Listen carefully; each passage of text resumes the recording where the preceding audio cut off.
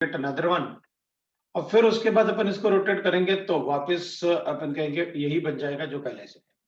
तो डायग्राम में कोई चेंज नहीं आएगा एनर्जी लेवल डायग्राम। ब्यूटेन में जरूर होगा कि एनर्जी लेवल डायग्राम अगर अपन लिखेंगे तो ब्यूटेन में it will be like this कि भाई अपन से कभी कभी पूछ लेते हैं कि इसका एनर्जी लेवल डायग्राम कैसे होगा, तो वो रिपल्शन के बेसिस पे अपन बता देते हैं कि कैसे होना चाहिए एनर्जी लेवल डायग्राम। ठीक है ना, कोई डाउट है? अगर किसी को डाउट है तो अब बता सकते हैं। ठीक है, इसमें अपन डायस्ट्रियो आइसोमर्स इसके बोल सकते हैं कि भाई इसमें मिरर इमेजेस नहीं होंगे डायस्ट्रियो, इसमें अपन जो गॉची फॉर्म होता है ना, गॉची फॉर्म, और जैसे इसको लिखेंगे अपन तो इसमें तो अपन क्या कर सकते हैं, इसकी बात तो नहीं करेंगे डायस्ट्रियो आइसोमर्स में, लेकिन ब्यूटेन में कर सकते हैं अपन डायस्ट्रियो आइसोमर्स की बात, है ना, क्योंकि इसको रोटेट करके अपन यहाँ रखेंगे तो वो सुपर इम्पोज हो जाएगा और गायरल सेंटर है नहीं, तो डायस्ट्रियो आइसोमर्स की बात इसमें नहीं कहेंगे। तुमने एक मिनट, कुछ अपन को क्वेश्चन आया, मैं क्वेश्चन एक बार चेक कर लेता हूँ क्या है।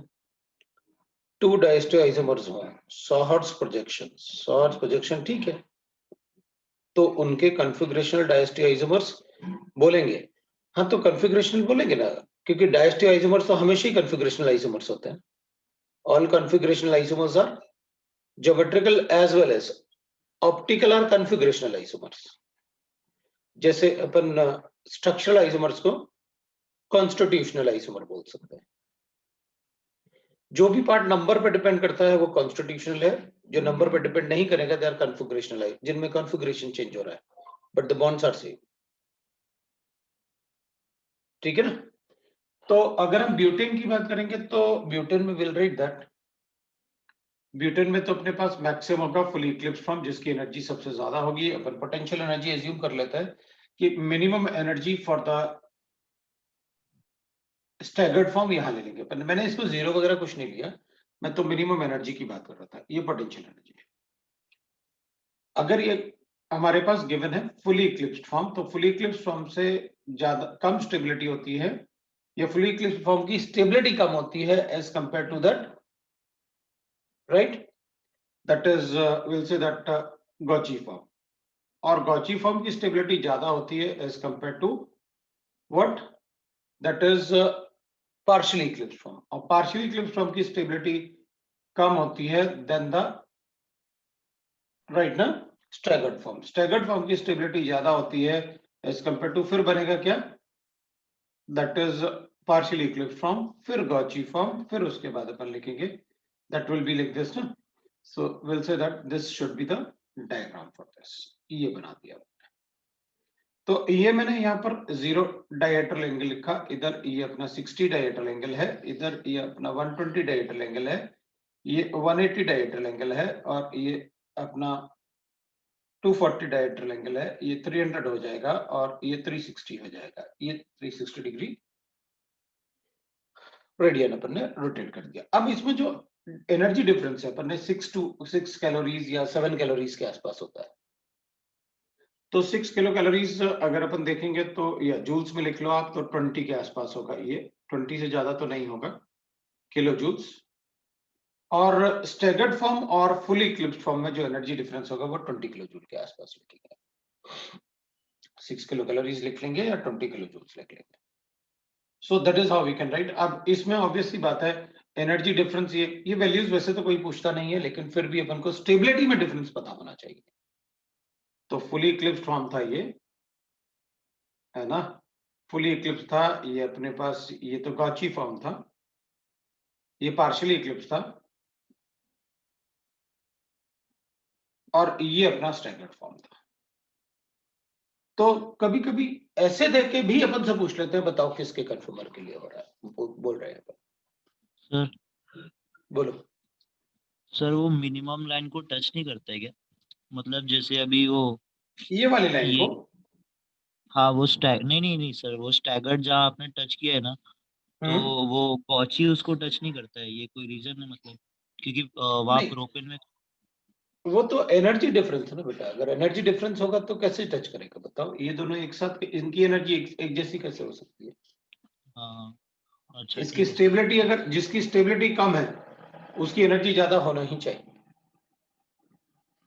ठीक है ना? हाँ सर। तो इस टाइप से अपन से एनर्जी डिफरेंस पूछ लेते हैं। अब अपन अगर साइक्लिक ड्यूटी की में अगर पूछेंगे तो हम 4 ही बोलेंगे ना कॉन्फर्मेशन से, गौशी को 2 बार नहीं गिनते ना। अगर नंबर ऑफ कंफर्मर्स पूछेंगे तो 1, 2, 3 और 4 पूछेंगे अपन, जो इजीली अपन आइसोलेट कर लेंगे, क्योंकि इन दोनों की एनर्जी सेम है। वही देख के मैंने आपको बताया कि एनर्जी सेम होगा तो अपन कैसे बताएंगे, ठीक है ना? तो एनर्जी के बारे में अपन कैसे बताएंगे, वही मैंने आपको देख के बताया, ठीक है? तो अपन क्या कहेंगे, ये इस टाइप से एनर्जी लेवल डायग्राम से भी अपन से क्वेश्चन पूछ लेते हैं। अब लास्ट टाइम अपन ने इसमें काफी सारे क्वेश्चंस किए थे। अगर आपको कोई डाउट है तो आप मुझे बता सकते हो, है ना? इसमें जो भी क्वेश्चन अपन ने किए थे, अगर उसमें आपको कोई डाउट है तो आप मुझे बता सकते हो, वरना फिर कन्फर्मर्स ऑलमोस्ट खत्म हो गया अपना। Will discuss about the cyclic ring, that is mainly अपन को साइक्लिक से डिस्कस करना होता है। तो अपन साइक्लिक रिंग्स के बारे में बात करते हैं। सर वो आपने एक बार एक्सटर्नल कंपनसेशन ऐसा कुछ बताया था ना, वो उसमें उसका मतलब क्या होता है सर? वो क्या बताया था आपने वो टाइम? अच्छा, अपन ने ऐसे बताया था, देख मेरे पास ये कंपाउंड है,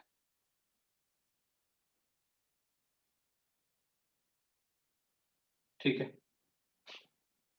और मेरे पास ये कंपाउंड है,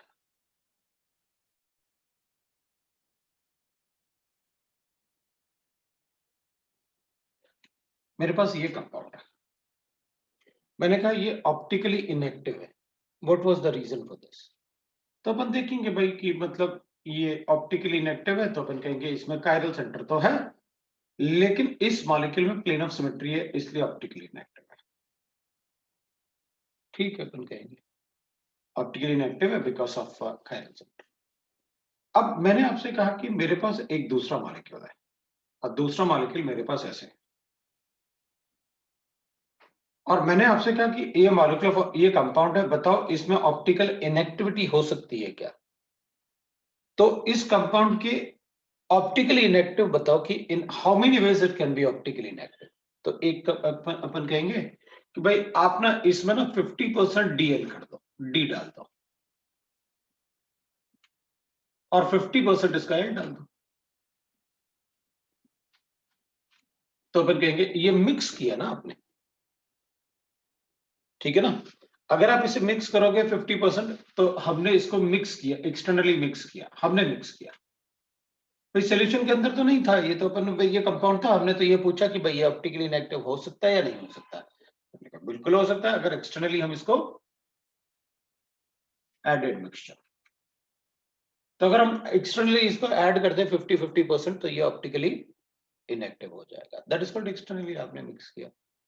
अपन दूसरी बात कहेंगे कि अगर ये इंटरनली, मतलब खुद अपने आप यहां पर, क्योंकि हमको पता है this is a configurational isomer, ये अपने आप इस कार्बन में रोटेशन नहीं होता इजीली, लेकिन अगर मान लो हो जाए, ये कॉन्फ़िगरेशन ऐसी रहे और इधर अंदर ये रोटेशन ऐसे हो जाए, तो अगर अंदर ये रोटेशन हो जाए तो ऑब्वियसली बात है हमने कुछ मिक्स तो किया नहीं भाई, ये तो ऐसे था, हमने कुछ मिक्स तो किया नहीं। वो इंटरनली ही अगर ऐसे रोटेट हो जाए तो इसमें प्लेन ऑफ सिमेट्री आ जाएगी, तो इसको अपन कहते हैं इंटरनल कॉम्पनसेशन।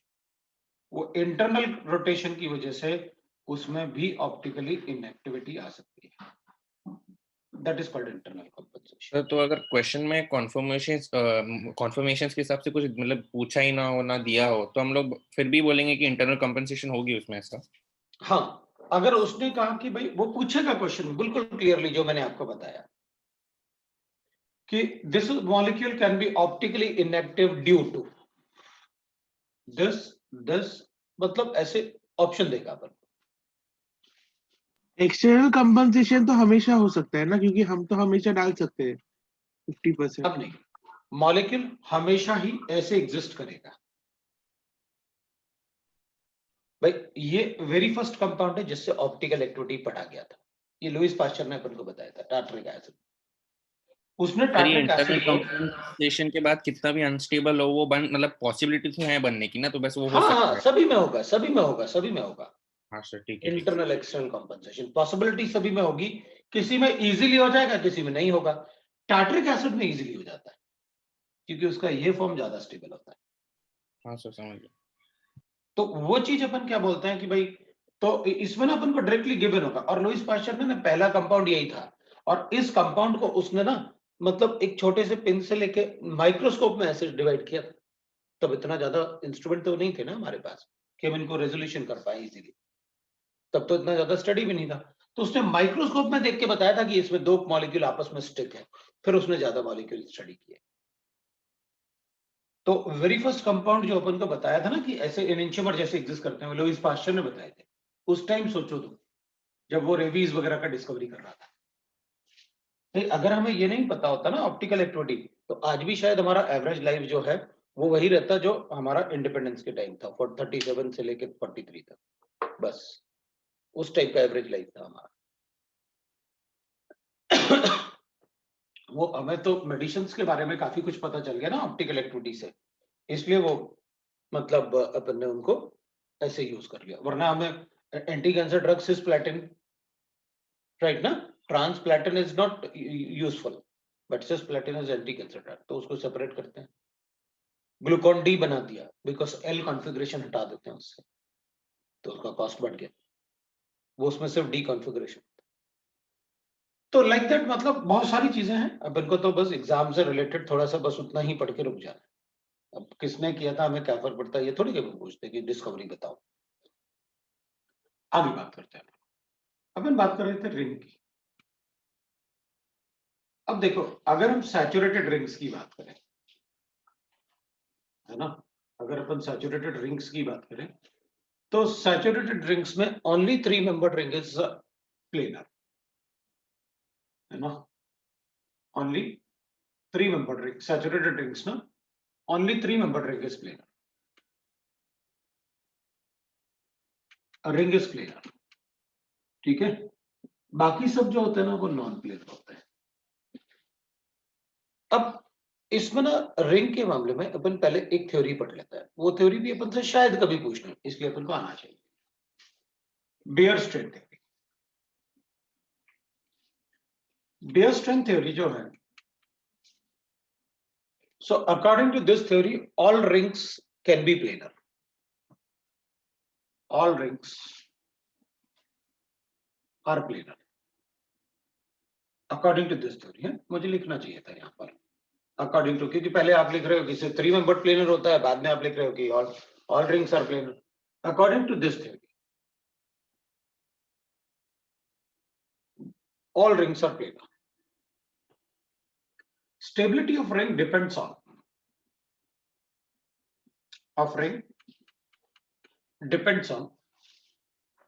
angle strain, मतलब स्टेबिलिटी ऑफ रिंग बताएंगे डिपेंड्स ऑन एंगल स्ट्रेन, वो एंगल स्ट्रेन पर डिपेंड करेगा।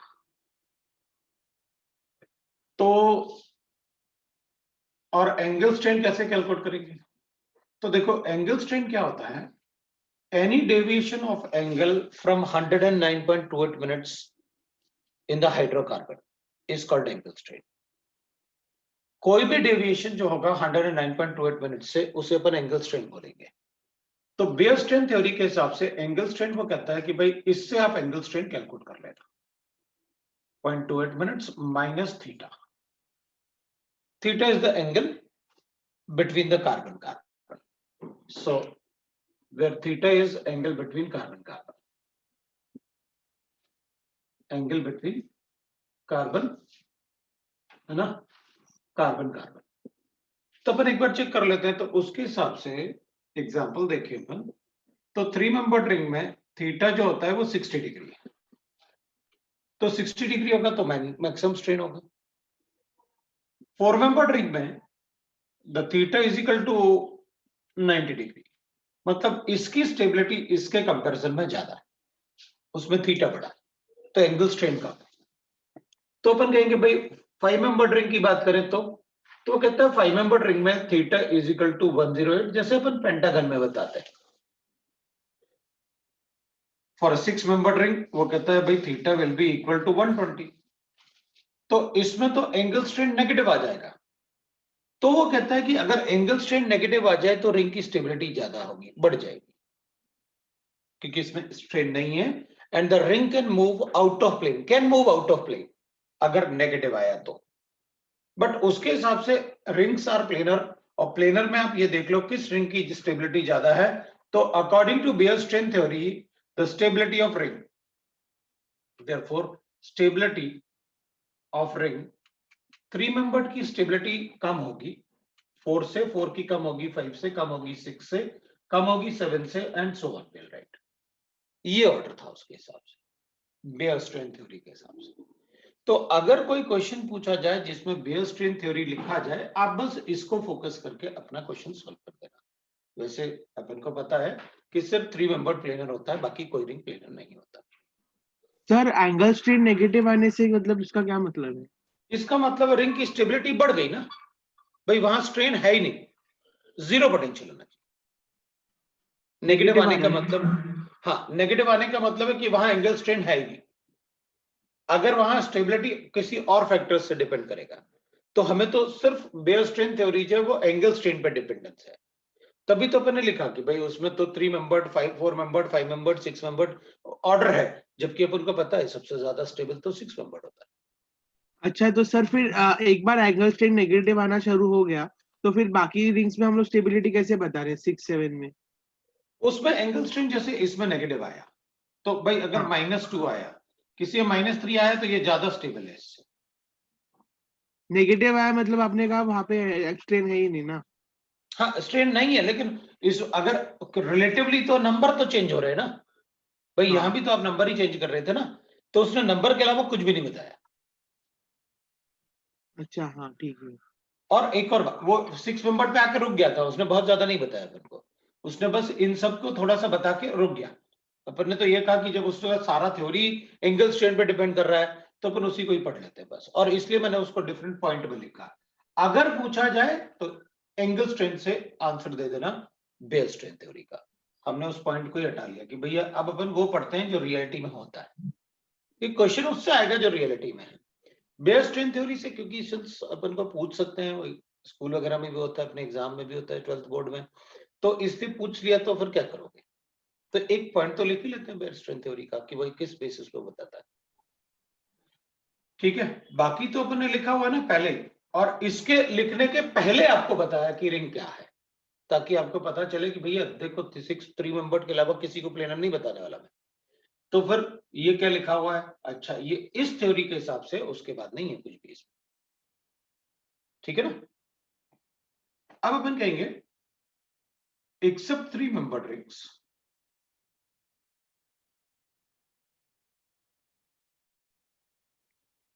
All are non planar. Non planar, अब वो नॉन प्लेनर क्यों जाएंगे भाई? तो स्टेबिलिटी के लिए। 3 मेंबर रिंग तो प्लेनर है, ठीक है ना, ये प्लेनर रह गया। 4 मेंबर रिंग को लिखेंगे तो वो ऐसे होता है मतलब 4 मेंबर रिंग इज, अपन थोड़ा ज्यादा ही बना देंगे बॉन्डिंग ऐसे, लेकिन वो ऐसे होगा, थोड़ा सा और ऐसे बना लेते हैं। एक मैंने ऐसे बना लिया, ये अपना बेस प्लेन ऐसे इस पे अपन बना देते हैं। मतलब जो एग्जैक्टली 4 कार्बन एटम है, उसमें से 2 कार्बन एटम एक ही प्लेन पे रखे होंगे, और ये दोनों कार्बन एटम को मैं थोड़ा सा ऊपर करूंगा, मैंने कुछ ज्यादा ही ऊपर बना दिया। मतलब अपन को पता है इसमें बॉन्ड एंगल कितना होता है, दैट इज इक्वल टू 90 ना भाई, यहाँ पर जो बॉन्ड एंगल्स होता है 90, तो यहाँ पर मैं क्या कर रहा हूँ कि इन दोनों कार्बन एटम को थोड़ा सा ऊपर उठा लेते हैं, तो ये दोनों तो एक ही प्लेन में रहेंगे, इनको थोड़ा सा ऊपर उठाएंगे, तो ये वाला बॉन्ड एंगल जो है वो 90 से छोटा हो जाएगा। वो 90 से कितना छोटा होगा? 87 होता है बस।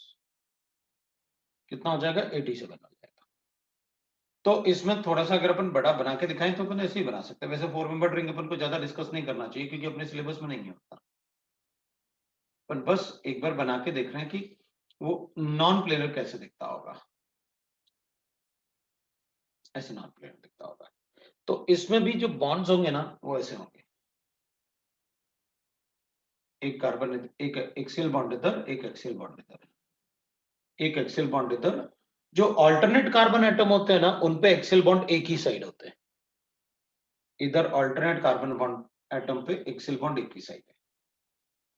और ये एक्सियल बॉन्ड्स हो गए, बिकॉज एक्सियल बॉन्ड हमेशा ऐसे वर्टिकल होंगे, और ये इक्विटोरियल बॉन्ड हो गया, ये इसका इक्विटोरियल बॉन्ड है, ये इसका इक्विटोरियल बॉन्ड है, और ये अगर इसका इक्विटोरियल बॉन्ड है तो ये इसका इक्विटोरियल बॉन्ड है, डाइपोल मोमेंट इज 0। और इसमें एक्सियल इक्विटोरियल देख के अपन ये बता सकते हैं कि इसकी स्टेबिलिटी ज्यादा होगी।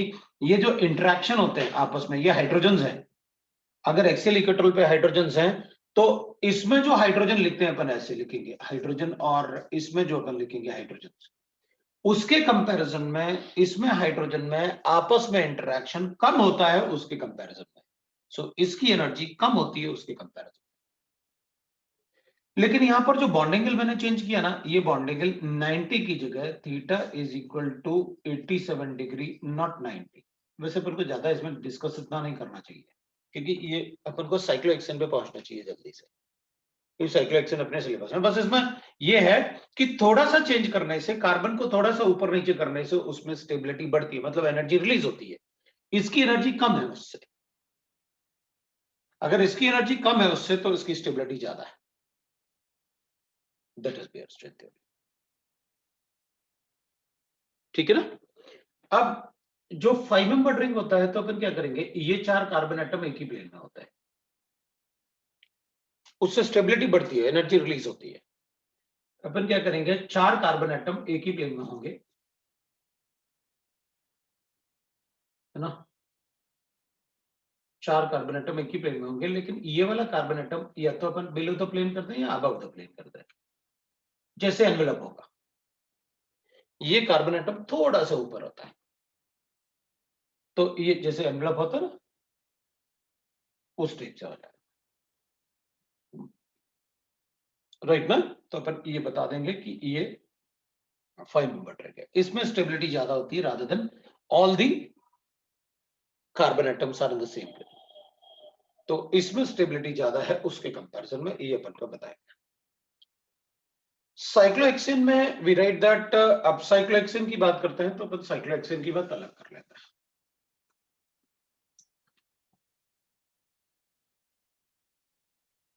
साइक्लोहेक्सेन में देख लेते हैं अपन। Cyclohexane we know that it is like this, इसकी स्टेबिलिटी बढ़ेगी अगर मैं इसको ऐसे करता हूं तो, या तो अब ये 4 कार्बन एटम एक ही प्लेन में रहेंगे और इस वाले कार्बन को थोड़ा सा ऊपर उठा देते हैं और इस वाले कार्बन एटम को थोड़ा नीचे कर देता है, थोड़ा सा, तो स्टेबिलिटी बढ़ जाएगी। Then that will be called as a chair form, इसको अपन चेयर फॉर्म बोलते हैं। लेकिन अगर दोनों ही कार्बन एटम इन चारों को ऊपर रखते हैं और दोनों ही कार्बन एटम को एक ही तरफ लेके आते हैं, दोनों ही कार्बन एटम को एक ही तरफ लेके आते हैं,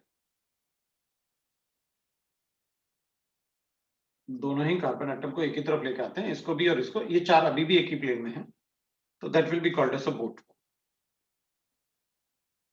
थोड़ा सा ऊपर। तो चेयर फॉर्म अगर अपन बनाएंगे तो ऑब्वियसली बात है, will write that the chair form is like this, अपन सबको पता है। तो chair form,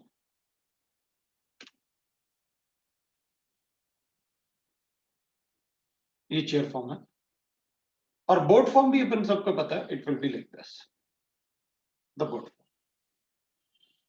chair and boat form. इसकी स्टेबिलिटी ज्यादा है क्योंकि ये स्टैगर्ड फॉर्म है, इसकी स्टेबिलिटी कम है, इसकी लेस स्टेबिलिटी है, बिकॉज ये फुली इक्लिप्स्ड फॉर्म, उसके कंपैरिजन में इसकी स्टेबिलिटी कम है रिलेटिव दीज टू। इन दोनों में अगर हम वो स्टेबिलिटी को चेक करेंगे तो वील गेट लाइक दिस। अब ये सभी पार्ट दोनों अपन को पता है, इसलिए मैं दोनों को ही हटा रहा हूं, ठीक है ना। सर मुझे स्टैगर्ड वाला समझ नहीं आया कि स्टैगर्ड कैसे देखते हैं। मैंने समझा ही नहीं, रुक जा, मतलब थोड़ी सी रुक जा, क्योंकि अब इसमें ही तो क्वेश्चन आएंगे, इसलिए तो मैं जल्दी से उसको हटा के इधर जल्दी से आ गया, है ना। मैं दोनों को ही हटा रहा हूं। अब ना होता क्या है, कि जैसे अपन कहते हैं कि भाई अपने पास ना जैसे ये है, ठीक है, राइट, अपन ने लिखा चेयर फॉर्म। अब मोस्टली क्वेश्चन भी चेयर फॉर्म से ही आते हैं, इसलिए अपन ज्यादा डिस्कशन उसी का करेंगे, बोर्ड का भी डिस्कशन करेंगे, क्योंकि जैसे तुमने कहा ना कि वो स्टैगर्ड समझ में नहीं आया, मैं समझाता हूँ ना आराम से। वो खत्म होने के पहले वेट किया कर कि खत्म होने तो दो, पहले सर को बोलने तो दो, हाँ हो गया। अभी अपन क्या करेंगे इसमें, इसमें वर्टिकल बॉन्ड एक्सियल और इक्वेटोरियल बॉन्ड बनाएंगे। अपन को एक बात पता है, एक्सियल बॉन्ड हमेशा वर्टिकल बनाओगे और इक्वेटोरियल बॉन्ड हमेशा आप, है ना, दैट इज आप हॉरिजॉन्टल बनाओगे। तो अपन कहेंगे ये तो हमें पहले से पता है, आप PCl5 HCF6 उन सब में ये बॉन्ड बताते हैं आप। तो अपन क्या करेंगे इसमें एक्सियल और इक्वेटोरियल बॉन्ड्स की बात करते हैं। तो ऑल्टरनेट कार्बन एटम पे 3 एक्सियल एक तरफ होंगे, ऑल्टरनेट कार्बन एटम पे 3 एक्सियल एक तरफ होंगे और ऑल्टरनेट कार्बन एटम पे 3 एक्सियल एक साइड होंगे। इससे हम ये बता सकते हैं कि इन 3 का डाइपोल मोमेंट इन 3 से कैंसिल हो गया होगा, मतलब साइक्लोहेक्सेन इज नॉन पोलर। अब इसमें इक्वेटोरियल बॉन्ड्स भी होते हैं। तो अपन क्या करेंगे, अपन इक्वेटोरियल बॉन्ड्स ऐसे बना देंगे। अपन क्या करेंगे, अपन इक्वेटोरियल बॉन्ड्स ऐसे बना देंगे। अब 3 इक्वेटोरियल बॉन्ड एक तरफ होते हैं और 3 इक्वेटोरियल बॉन्ड एक तरफ होते हैं। तो 3 इक्वेटोरियल बॉन्ड एक तरफ होंगे, ऑल्टरनेट कार्बन एटम पे हमेशा ऑल्टरनेट कार्बन एटम होगा। तो 3 इक्वेटोरियल बॉन्ड एक तरफ होंगे और 3 एक तरफ होंगे। तो अपन ऐसे लिख देते हैं, ये इसका इक्वेटोरियल है, ये इसका इक्वेटोरियल है और ये इसका इक्वेटोरियल है, ये 3 हो गए। ये इसका इक्वेटोरियल है, ये इसका इक्वेटोरियल है और ये इसका इक्वेटोरियल है। ये डाइपोल मोमेंट कैंसिल हो गया। अपन क्या करते हैं, ये इक्वेटोरियल रिंग के अंदर बनाने से रादर देन, क्योंकि हमें उसको ना वेजिडेस में बनाना पड़ेगा फिर, तो हम उससे क्या करते हैं, उसको ऐसे बना देते हैं और वो उसको अज्यूम कर लेते हैं कि ये डैश फॉर्म में है क्योंकि पीछे वाला कार्बन एटम है। और ये इक्वेटोरियल को भी अपन वैसे बना देंगे ताकि ये अगर इधर को बन रहा है तो ये इधर को बन जाए। और अपन को ये पता है कि वो एग्जैक्टली पैरेलल अभी भी है। इसका डाइपोल मोमेंट इससे कैंसिल हो गया, इसका इससे कैंसिल हो गया, इसका इससे कैंसिल हो गया। ओवरऑल मॉलिक्यूल जो होता है chair form, that is non polar, उसके सारे डाइपोल मोमेंट कैंसिल होते हैं।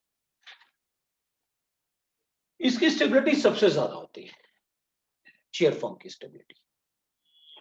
तो अपन को इक्वेटोरियल बॉन्ड पता है कैसे बनाने हैं और अपन को ये पता है कि इसको कैसे अपन को बताना है।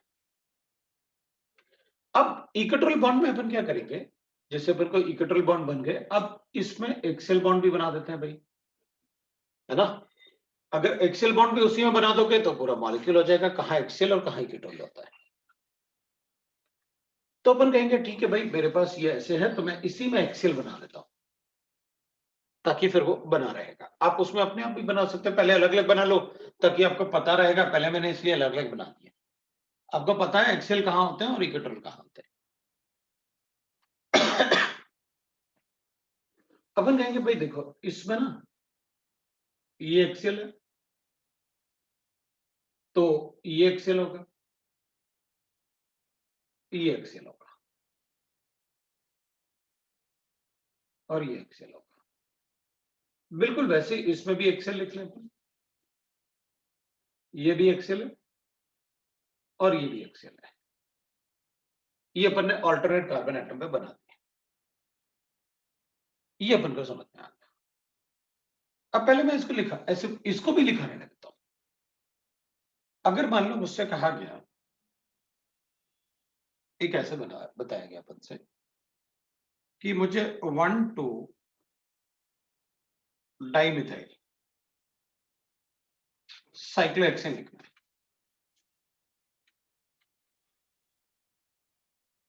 तो अगर मुझे इसका मान लो 1,2 डाइमिथाइल साइक्लोहेक्सेन है, कि मॉलिक्यूल ले लेते हैं अपन, मॉलिक्यूल बना लेते हैं, कोई भी मॉलिक्यूल ले लेंगे अपन, और उसमें उससे अपन से कहा गया कि सिस बना दो भाई इसका, तो अपन कहेंगे ठीक है भाई, ये ऊपर की तरफ है और ये नीचे की तरफ है, क्योंकि 1 2 बोल रहे हैं ना, आपने बनाया ना, नंबर दिया आपने।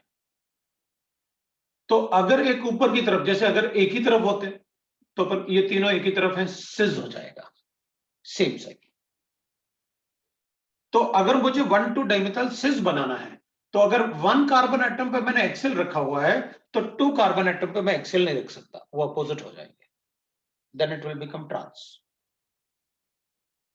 अगर आप मुझसे ट्रांस कहते तो मैं कहता भाई 1 2 पे ना आप एक्सेल पे रख दो, तो ट्रांस हो जाएगा, दोनों को एक्सेल पे ले लो, दोनों मिथाइल ग्रुप को, तो वो ट्रांस हो जाएगा।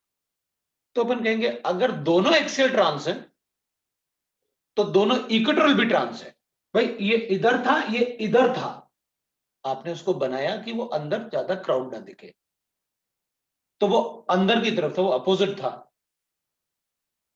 मतलब अगर 1 2 पे दोनों इक्वेटोरियल लिखें तो वो भी ट्रांस होंगे।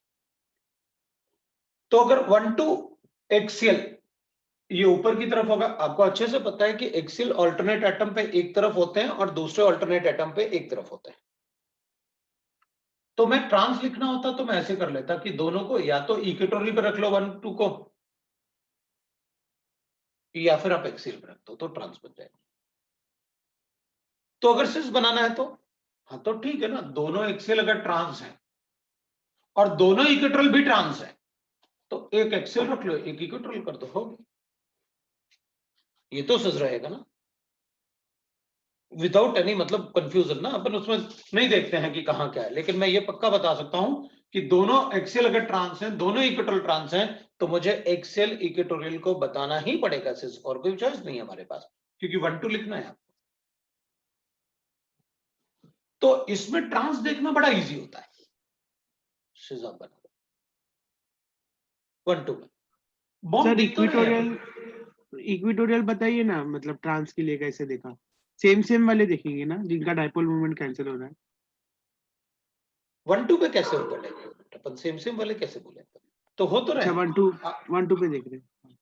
1 2 पे देख रहे हैं ना, ये हो गया ना, ये इधर ऐसे बनाया था ना तुमने, और ये ऐसे बनाया था आपने,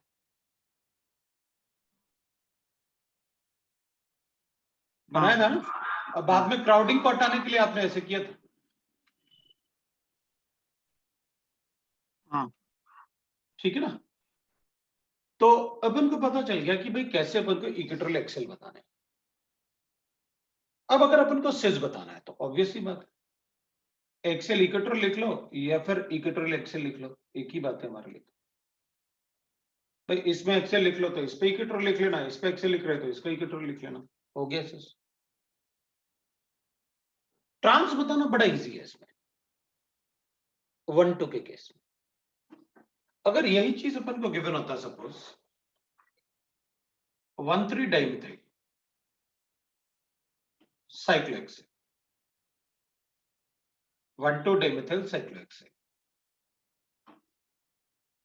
तो अपन क्या बोलते हैं 1 2 डाइमिथाइल साइक्लोहेक्सेन, तो अपन कहते हैं भाई 1 3 बोल रहे हो आप, अच्छा इसका मतलब अगर ये 1 है, ये 2 है, ये 3 है, ये 4 है, ये 5 है, ये 6 है, ऐसे लिख लेता हूं।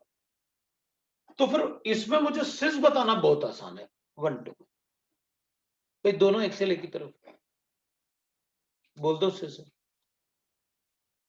तो अगर दोनों एक्सियल सिस हैं तो दोनों इक्वेटोरियल भी सिस होंगे,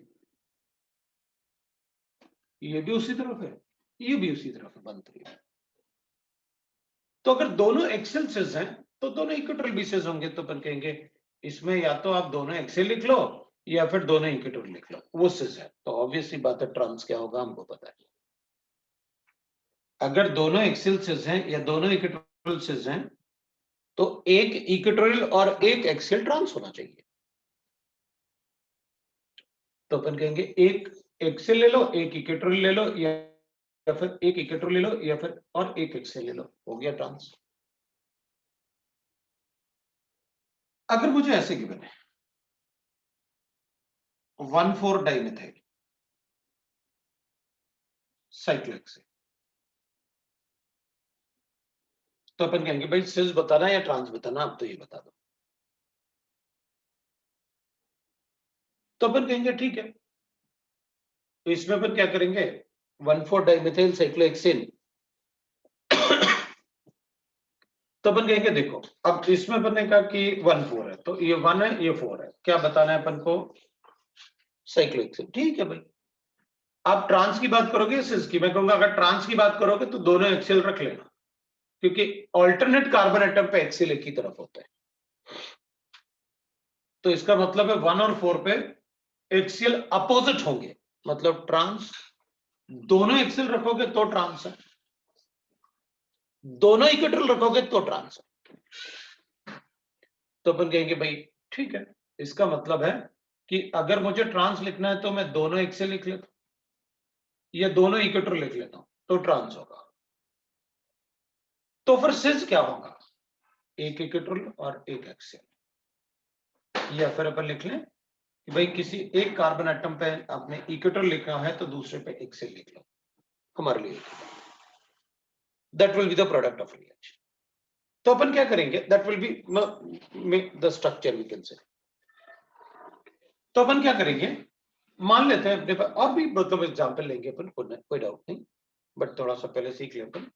थर्ड भी सब्स्टिट्यूट कर लेंगे, अलग बना लेंगे उसको, कोई कंपाउंड बना लेंगे, बट हमें ये पता चल गया कि इक्वेटरल और एक्सेल लिखते कैसे, 1 2 1 3 1 4 लाइक दैट, कुछ भी हो, कैसे डिसाइड करना है वो करने देख लिया।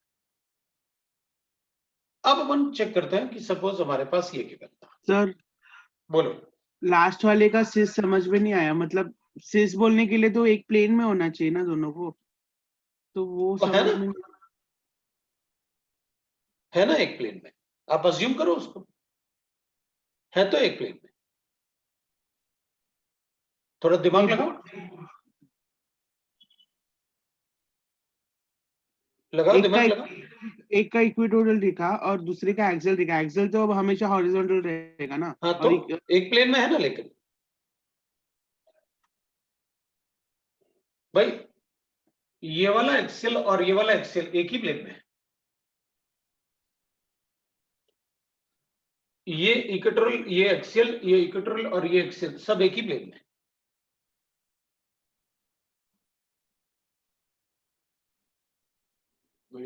हाँ हाँ हाँ समझा समझा। हमारे पास ऐसे थे, ये 1 है ये 4 है, ये 4 एक ही प्लेन में, इधर इक्वेटोरियल और एक्सेल बनाया है।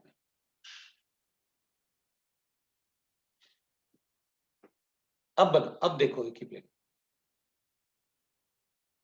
वो प्लेन जिसमें ये कार्बन एटम और इस रिंग के बीच से क्रॉस हो रहा होगा, एक प्लेन,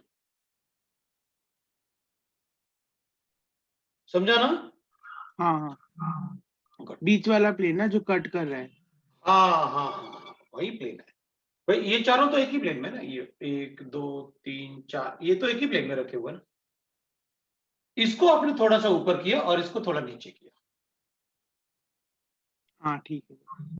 तो इससे जो भी ग्रुप अटैच हो गया, अपन ने इसमें क्या किया, इसमें अपन ने ऑप्टिकल एक्टिविटी नहीं बताई थी, जब अपन ने कहा था 1,3-डाइमेथाइल साइक्लोहेक्सेन, अपन ने कहा था ये ऑप्टिकली इनएक्टिव है, क्योंकि इसमें सिस लिखो या ट्रांस लिखो, इसमें प्लेन ऑफ सिमेट्री है। वो जो सर हम लोग ने इक्वेटोरियल बॉन्ड बनाया वो नीचे की तरफ है ना सर, लेफ्ट राइट नहीं है ना, नीचे की तरफ है ना। हाँ आप ऐसे बोल दो ना, इसमें एक ऊपर की तरफ है कि नहीं, वो सिस ट्रांस हाँ जैसे हाँ अपन बताते हैं। हाँ ठीक है समझा। हाँ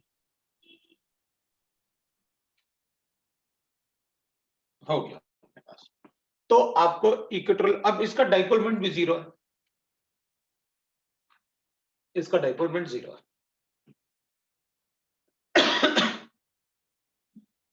ये आपको समझ में आना, आपको जब भी सिस ट्रांस या कुछ बनाना है ना, आप ये वाला पार्ट बना लिया करो और सिर्फ एक्सियल लिख लिया करो।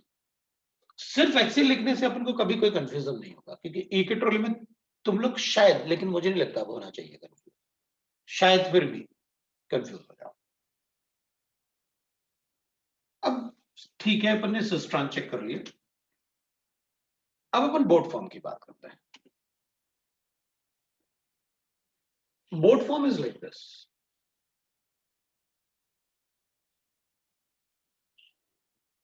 ये बोट फॉर्म होगा आपके लिए. The boat form will be like this.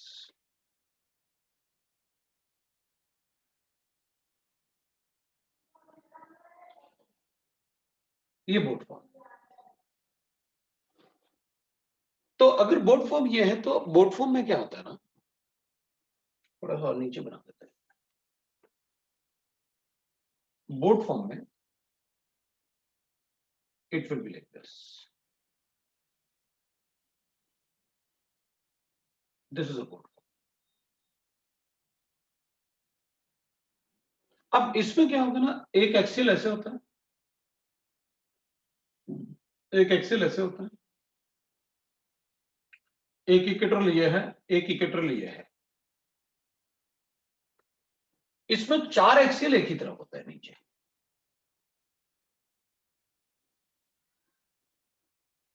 चार एक्सेल एक ही तरफ होते हैं नीचे. और इक्वेटरल एक ऐसे होगा, एक ऐसे होगा, और इसका इक्वेटरल एक ऐसे होगा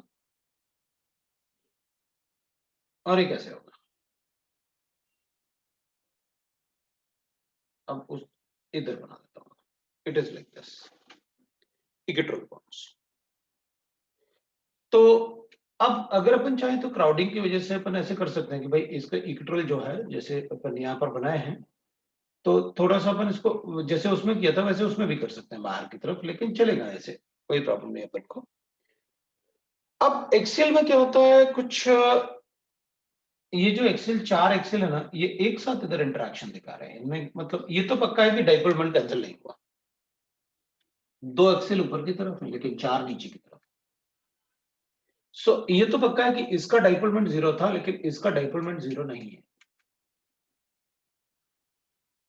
और इसमें ये जो बोर्ड बनाया था, इसमें ये जो एक्सेल वाले हैं ना, उनमें फ्लैगपोल, इनको अपन कहते हैं फ्लैगपोल इंटरेक्शन, पोल इंटरेक्शन बोलते हैं. इन दोनों में इंटरेक्शन होगा तो वहां वंडरवॉल रिपल्शन होता है, तो इसकी स्टेबिलिटी कम होती है. अब अगर हमें बोर्ड बनाना है तो अपन एक काम कर सकते हैं. जैसे मुझे ये गिवन है, ये आधे पार्ट को तो मैंने वैसे ही बना रखा है, आधे पार्ट को, आधे वाले पार्ट को तो वैसे ही बना रखा है जैसे वो है. इस कार्बन एटम को ऊपर घुमा दिया. इस कार्बन एटम को अगर ऊपर की तरफ घुमाऊंगा, तो इस कार्बन एटम को ऊपर की तरफ घुमाऊंगा तो मुझे बोर्ड मिल जाएगा. तो जब मैं इसको ऊपर की तरफ घुमाऊंगा ना ऐसे, तो वो एक्सेल नीचे आ जाएंगे, ये ऊपर चला जाएगा और इक्वेटरल ऐसे बन जाएंगे. ये बोर्ड फॉर्म है. इसमें क्राउडिंग कुछ ज्यादा दिख रहा है. इसमें भी एक्सेल इंटरेक्शन होता है, ये वाला, ये एक्सेल इंटरेक्शन इसमें भी होता है, तीनों वाले. ये वाला एक्सेल इंटरेक्शन इसमें भी होता है, लेकिन इसमें कुछ ज्यादा इंटरेक्शन हो रहा है. तो अपन क्या करते हैं, जैसे अपन ने कहा कि मैं एक्सेल इंटरेक्शन अभी हटा लेता हूं, लेकिन ये तो फ्लैगपोल इंटरेक्शन इसमें होगा, जिसकी वजह से रिपल्शन एनर्जी बहुत ज्यादा होती है, तो वो स्टेबिलिटी कम होती है. अब मैं सपोज ऐसा करता हूं, इसको, ये अपने लिए 100 हर्ट्ज प्रोजेक्शन है, इसको न्यूमैन प्रोजेक्शन में डाल देते हैं. अगर इसको न्यूमैन प्रोजेक्शन में लिखूंगा तो मैं यहां से व्यू करूंगा उसे. अगर मैं यहां से व्यू करूंगा तो मुझे ये कार्बन दिखेगा, ये दिखेगा, ये दिखेगा, ये नहीं दिखेगी, क्योंकि वो तो ऐसे स्ट्रेट लाइन है ना. तो अगर ये वाला कार्बन दिखेगा तो पीछे वाला कार्बन नहीं दिखता है, और पीछे वाले कार्बन को अपन सर्किल के अंदर लिखते हैं. भाई जो कार्बन नहीं दिखता है उसको अपन सर्किल के अंदर लिखते हैं, क्योंकि ये वाला कार्बन इसके पीछे, ये वाला कार्बन इसके पीछे. वो दिखेगा ऊपर है ना, तो दिखेगा कि वो किसी कार्बन के पीछे नहीं. तो मैं उसको न्यूमैन प्रोजेक्शन में लिखता हूं. न्यूमैन प्रोजेक्शन में मुझे 2 कार्बन एटम लिखने होंगे. तो 2 कार्बन ऐसे हैं जिनके पीछे कार्बन एटम है. तो एक कार्बन एटम मैं ऐसे लिख लेता हूं और एक और कार्बन एटम मैं ऐसे लिख लेता हूं। तो मैं इसको बना लेता हूं भाई न्यूमैन प्रोजेक्शन को ऐसे। वो पीछे वाला कार्बन एटम हो गया, ये आगे वाला कार्बन एटम हो गया। आगे वाले कार्बन एटम में अपन को पता है ये ऐसे, तो मैं इसको ऐसे बना देता हूं। ये आगे वाला कार्बन एटम है, ये दोनों कार्बन एटम है, ये वाला आगे वाला कार्बन एटम, ये वाला आगे वाला कार्बन एटम। इसमें ये वाला कार्बन एटम मुझे नीचे दिख रहा है और बना दिया मैंने, जो नीचे मुझे दिख रहा था। और इधर वाला कार्बन एटम, जो पीछे वाला कार्बन एटम है ऊपर वाला, वो ऐसे दिख रहा है। वो पीछे वाले का से अटैच्ड है, तो पीछे वाले से अटैच्ड है तो वो दिख तो रहा है कार्बन मुझे, लेकिन वो पीछे वाले से अटैच्ड है। ये अपन ने साइक्लोहेक्सेन बना लिया चेयर फॉर्म। ये मैंने साइक्लोहेक्सेन बना दिया चेयर फॉर्म में। इसको अगर मैं नंबरिंग करूं तो मैं इसको 1, इसको 2, इसको 3, इसको 4, इसको 5 और इसको 6 कार्बन एटम बोल देता हूं। तो मैं इसको 1 बोल दूंगा, 2 पीछे है, 3 बाहर है, ये 4 हो गया, ये 5 हो गया, अंदर 6 है, तो अपन ने बता दिया। अब अपन कहेंगे ठीक है भाई, अब क्या करें? तो अपन कहेंगे कोई बात नहीं, अब अपन इसको ऐसे बना लेते हैं भाई, इसमें बाकी पार्ट बना देते हैं और क्या। तो अपन क्या करेंगे, अपन इसमें बना देते हैं जो स्ट्रक्चर इसके होने चाहिए। तो जैसे अपन बनाते हैं वैसे बना देता हूं मैं। जैसे मान लो अपन ने ऐसे बनाया, ये बना दिया मैंने आपको, ये बना के दिखा दिया। तो ऐसे बनते हैं अपने न्यूमैन प्रोजेक्शन, अपन को पता है ये बात। तो अपन क्या करते हैं, इसको ऐसे बनाते हैं, थोड़ा सा टेढ़ा हो गया, चलेगा कोई प्रॉब्लम नहीं। ये थोड़ा बड़ा बना दिया ना मैंने क्योंकि, तो अपन इसको ऐसे कर लेते हैं, कोई प्रॉब्लम नहीं। तो अपन क्या करेंगे, इसको ऐसे बना देते हैं, ये बन गया, ये बन गया इसके बॉन्ड्स। तो पीछे वाले के बॉन्ड, तो अपन कहेंगे पीछे वाले के बॉन्ड जैसे बनाते हैं वैसे बना देते हैं भाई। एक ये 60 डिग्री टाइप बना दे अपन, ताकि अपन को लगे कि हाँ आपने 60 डिग्री जैसे बनाए। ये पैरेलल ऐसे होता था, और इसको अपन ऐसे बना देते हैं भाई। ये पीछे वाले कार्बन एटम है और ये पीछे वाला कार्बन एटम है, ये पीछे वाला कार्बन एटम है और ये इधर वाला है, जो ऐसे स्ट्रेट लाइन अपन बनाएंगे तो ये इधर वाला कार्बन एटम है, ये बन गया।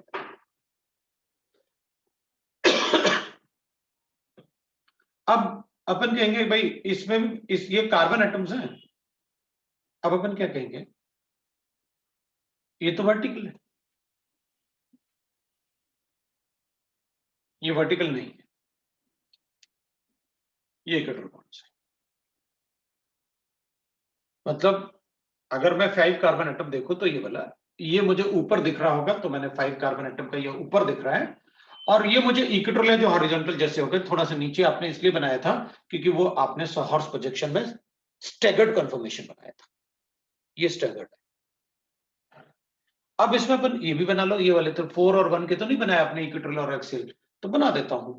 तो 4 और 1 वाले इक्वेटोरियल और एक्सियल बनाऊंगा तो it will be like this. इसका एक्सियल ऐसे बनेगा, इसका एक्सियल ऐसे बनेगा,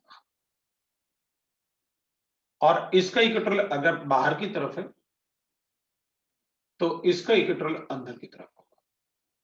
और डाइपोल मोमेंट भी कैंसिल हो रहा है, आप सारे देख लो, जितने एक्सियल अपोजिट हैं, मतलब 3 एक तरफ है, 3 एक तरफ है, इक्वेटोरियल 3 एक तरफ है, 3 एक तरफ, that is a staggered conformation. तभी तो इसकी स्टेबिलिटी में ज्यादा बता रहे हैं, क्योंकि ये इसका सॉर्ट प्रोजेक्शन था और ये स्टैगर्ड कन्फर्मेशन। अब इसको देख, इसको बनाने का फायदा क्या? इसको बनाने का एक फायदा है कि अपन कहेंगे देखो यहां पर ना एक्सियल काफी पास है, सब एक ही तरफ, इसको कहते हैं अपन एक्सियल इंटरैक्शन, इसको भी अपन कहते हैं एक्सियल इंटरैक्शन। ये बाहर की तरफ है, उधर एक्सियल के पास नहीं, इसको अपन कहते हैं एक्सियल इंटरैक्शन, ये एक्सियल इंटरैक्शन, इसको अपन कहते हैं एक्सियल इंटरैक्शन, ठीक है ना? तो ये एक्सियल इंटरैक्शन है, मतलब हमें एक्सियल पे एटम्स को रखना अवॉइड करना चाहिए, अवॉइड, अगर लिखना है तो लिखना ही पड़ेगा सिस और ट्रांस अगर है तो, लेकिन वहां स्टेबिलिटी कम हो जाएगी, राइट ना।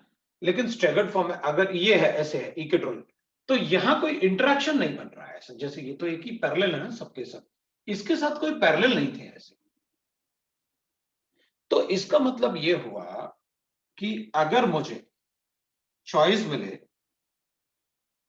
कि ये एक्सियल है, ये एक्सियल है, ये इक्वेटोरियल है, ये इक्वेटोरियल है, और मुझे चॉइस मिले कि बताओ मुझे 1,2 डाइमिथाइल साइक्लोहेक्सेन लिखना है, वो भी ट्रांस, तो क्या लिखूं ट्रांस के? तो अपन कहेंगे rather than writing axial better to write equatorial. Equatorial क्यों? क्योंकि इक्वेटोरियल में कोई इंटरेक्शन नहीं होते पैरेलल वाले। इधर अगर मैं लिखूंगा कि भाई एक ऐसे हो गया 1 और एक ऐसे हो गया, तो 1 और 2 लिखा मैंने, लेकिन इनमें जो एक्सेल इवन मतलब जहां जो यहां पर अपन लिखेंगे ना, अच्छा सर यहां एक्सेल का क्या इंटरेक्शन है, तो अपन कहेंगे यहां लिखने से ये इंटरेक्शन बढ़ेगा, यहां कोई इंटरेक्शन नहीं बढ़ेगा, तो अपन कहेंगे यहां तो हाइड्रोजन है। हाँ तो ठीक है ना, हाइड्रोजन का ऐसा थोड़ा होता है कि साइज होता ही नहीं, भाई प्रोपेन में भी तो 0.3 बढ़ाया था ना आपने, जब आपने स्टैगर्ड लिखा था और प्रोपेन का एक फुली इक्लिप्स लिखा था, तो थोड़ा सा तो बढ़ाया था ना आपने। तो वहां पर अपन को बताना होता है एक्सियल और इक्वेटोरियल इंटरेक्शन। तो यहां पर अपन को बताना पड़ेगा कि भाई अगर अपन ये लिखते हैं तो इस केस में ये इंटरेक्शन आएगा, इसको कंसिडर अपन को करना पड़ेगा। तो better to write equatorial equatorial rather than writing axial. मतलब अगर मुझे आप ये बोलो कि चलो डाइमिथाइल की बात नहीं कर रहा, बताओ दोनों में से ज्यादा स्टेबल कौन है, ऐसे लिख दो, और पूछो कि बताओ एक बार CH3 ऐसे एक बार CH3 ऐसे, ज्यादा स्टेबल कौन है, तो बता दूंगा ये ज्यादा स्टेबल है। ये इक्वेटोरियल पे लिखा हुआ है, बाहर की तरफ है, ये बाहर की तरफ है, इनका इंटरेक्शन किसी से नहीं होगा अगर बाहर की तरफ है, इसलिए इसकी स्टेबिलिटी ज्यादा होगी इससे। डजंट मैटर कि वो 0.3 हो या 0.1 हो या 0.2 हो, लेकिन स्टेबिलिटी इसकी ज्यादा है इससे। क्यों? क्योंकि इक्वेटोरियल बॉन्ड्स बाहर की तरफ होते हैं, एक्सियल बॉन्ड्स में एक्सियल एक्सियल इंटरेक्शन होता है, इसलिए हम एक्सियल बॉन्ड पे कभी, हाँ लेकिन अगर हाइड्रोजन बॉन्डिंग है अपन कहेंगे अच्छा ठीक है, इधर एक OH है और इधर F है, फिर ऑब्वियसली बात है, फिर तो मैं यही रखूंगा, एक्सियल को ज्यादा स्टेबल बताऊंगा, क्योंकि अगर हाइड्रोजन बॉन्डिंग हो सकता है तो ऑब्वियसली बात है अपन एक्सियल का ही इंटरेक्शन। लेकिन अगर 1,2 में हाइड्रोजन बॉन्डिंग हो रहा है, अपन कहेंगे यहां पर OH है और यहां पर F है, इसमें बॉन्डिंग हो ही नहीं सकता।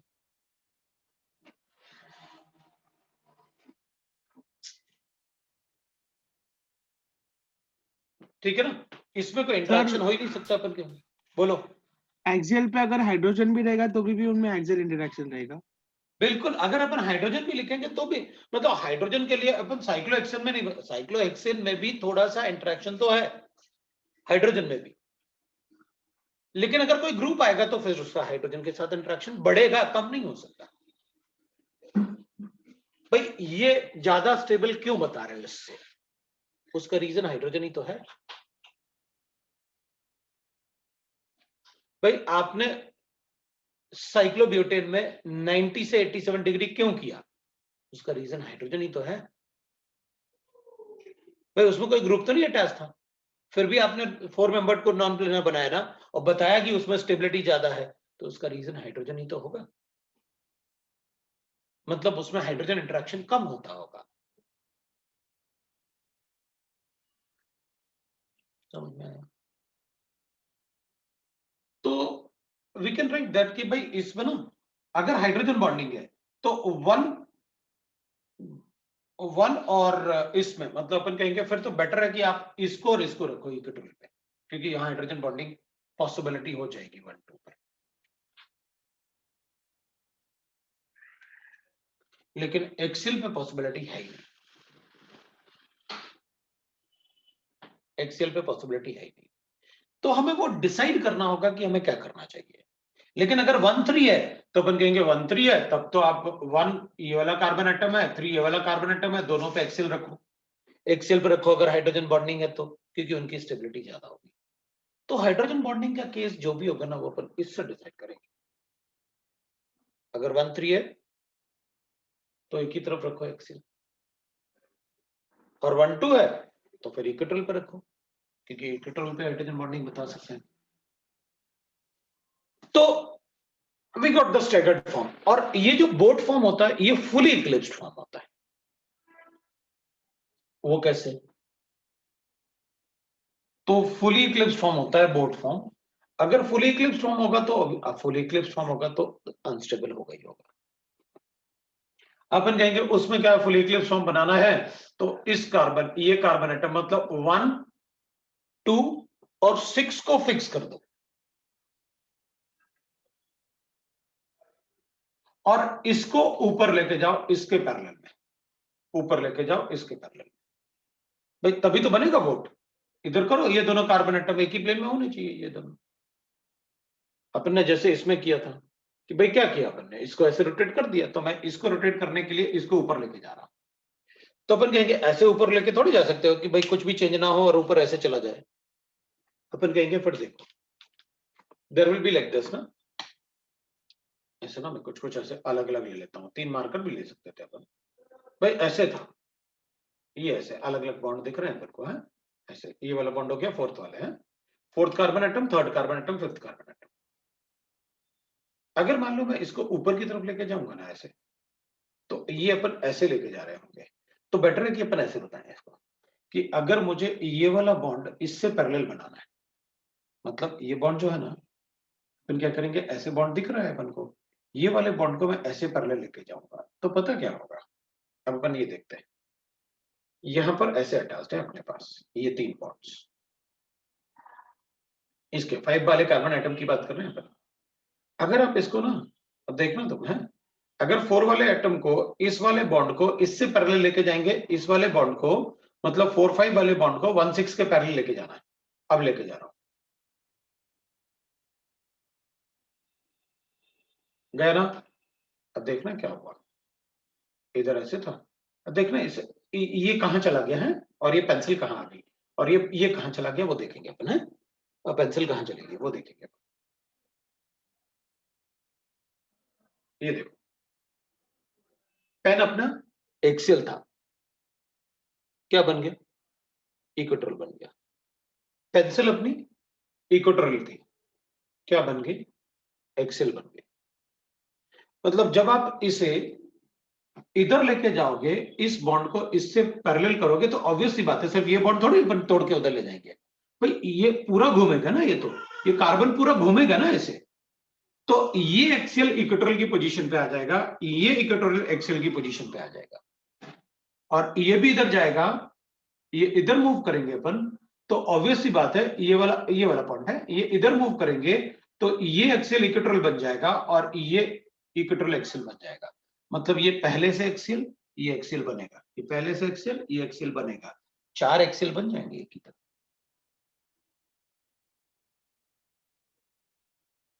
राइट ना, 4 एक्सियल बन जाएंगे एक ही तरफ, मतलब जो अपने पास स्ट्रक्चर बनेगा वो ऐसे बन जाएगा। अब उसको बनाने की जरूरत नहीं है, क्योंकि अपन से कोई पूछने वाला थोड़ी है जब बना के दिखाओ, है ना, कोई बना के देखने के लिए थोड़ी बोलने वाला है अपन से कि बना के दिखाओ कैसे बन गया।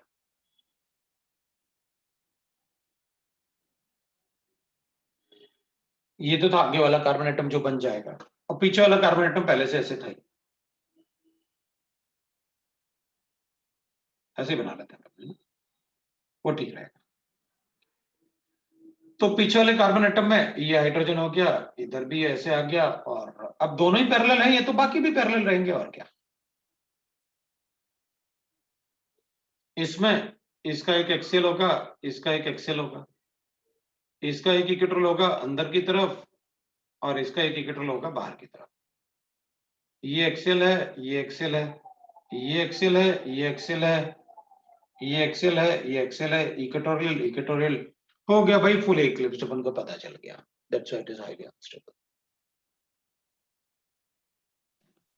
जो सर बोलो, ये बोर्ड फॉर्म में नीचे की तरफ 4 एक्सियल है, तो उनमें भी एक्सियल इंटरेक्शन रहेगी। बहुत ज्यादा, वो स्टेबिलिटी का डिफरेंस इसलिए तो बता रहा हूं, है ना। इन दोनों में स्टेबिलिटी का डिफरेंस इसलिए तो अपन कहेंगे कि भैया बोट फॉर्म तो बहुत कम स्टेबल है, क्योंकि ये तो फुली इक्लिप्स्ड फॉर्म बता रहे हो आप, और ये तो स्टैगर्ड फॉर्म है। स्टैगर्ड और फुली इक्लिप्स्ड फॉर्म में तो बहुत डिफरेंस होता है। हाँ सर। इन्हीं दोनों में 25 जूल्स के आसपास हो जाएगा, किलो जूल्स के आसपास। तो अब वो अपन देखेंगे, अपन मतलब एक बार पहले अपना ये कंफर्म हो जाए, फिर अपन एनर्जी की बात करेंगे, क्योंकि कोई फिक्स एनर्जी नहीं पूछता है। मैक्सिमम पूछता है तो वो मिनिमम और मैक्सिमम डिफरेंस पूछता है बस। तो अपन को एक बात पता चल गया कि एक्सियल और इक्वेटोरियल बॉन्ड्स कौन से हैं? सर ये हम लोग ऐसे तो रोटेट कर रहे हैं ना, तो सिर्फ समझने के लिए हम लोग ऐसा बना रहे हैं ना ये न्यूमेंस उसमें ऐसे बिल्कुल, रोटेट। वरना अपन को कोई जरूरत ही नहीं थी, अपन को क्वेश्चन इससे सॉल्व करेंगे अपन तो, हाँ सर ठीक समझ गया। है ना। क्वेश्चन तो मोस्टली अपन इससे सॉल्व करेंगे। ये तो मैंने सिर्फ इसलिए बनाया कि हमें उसको बोल दिया था ना उसने कि सर हमको समझ में नहीं आया फुली इक्लिप्स्ड फुली ये स्टैगर्ड कैसे। अब समझ में नहीं आया तो बना लेते हैं, उसमें क्या है। अपन तो इसीलिए पढ़ रहे हैं कि भाई सब समझ में आए, अपन को कोई दिक्कत ना जाए, वरना क्वेश्चन तो अपने सॉल्व हो गए थे। तो मैंने सिर्फ बताया कि वो एक्सियल इंटरेक्शन क्या होता है। एक ही तरफ होंगे तो एक्सियल इंटरेक्शन, इसमें तो बहुत ज्यादा एक्सियल इंटरेक्शन हाँ सर समझ गया। है ना, इसमें तो बहुत ज्यादा एक्सियल इंटरेक्शन है। तो अपन बता देंगे भाई कैसे अपन स्टेबिलिटी की बात करेंगे। अब मैं इसको हटा रहा हूं, ठीक है ना। अब इस पार्ट को हटाते हैं और दूसरी बात करते हैं अपन।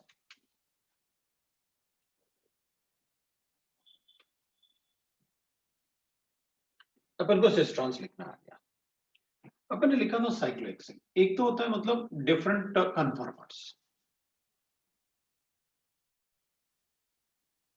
Conformers of cyclohexane.